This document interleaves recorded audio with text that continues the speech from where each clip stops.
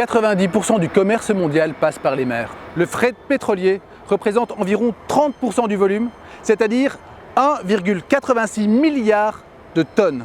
On aurait pu se dire, après les grandes marées noires des années 70 ou 90, comme l'Amoco Cadiz, l'Exxon Valdez ou l'Erika, que nous, les Occidentaux, nous avons appris de nos erreurs. Grâce à une nouvelle réglementation, fini les marées noires, fini les navires à simple coque, fini les vieux pétroliers, fini les pavillons de complaisance, et c'est très bien. En même temps, en 2020, l'âge moyen d'un pétrolier était de 10 ans et demi et la moitié de la flotte était âgée de plus de 20 ans. C'est pas parce que nous avons délocalisé le problème qu'il n'existe plus. En 2018, marée noire en mer de Chine, naufrage du pétrolier Sanchi, 133 000 tonnes répandues dans les mers. L'année suivante, 2000 km de côte brésilienne étaient souillés par une nappe de pétrole d'origine inconnue.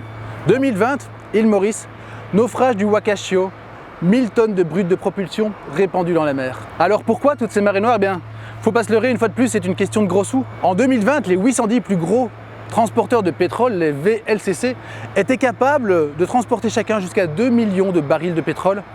À 70 $ le baril, ça fait par pétrolier 140 millions de dollars.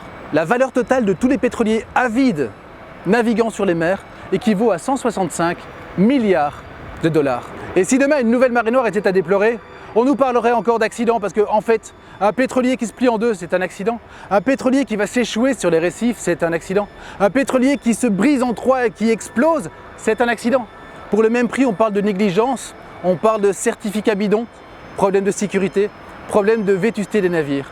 Parce qu'il ne faut pas se leurrer, les super pétroliers géants sont une aberration. Pour le construire, on utilise des tôles d'1 pouce d'épaisseur, 2,5 cm sur des longueurs de 300 mètres. Si on respectait la même proportion, on construirait des semi-remorques en papier à cigarette.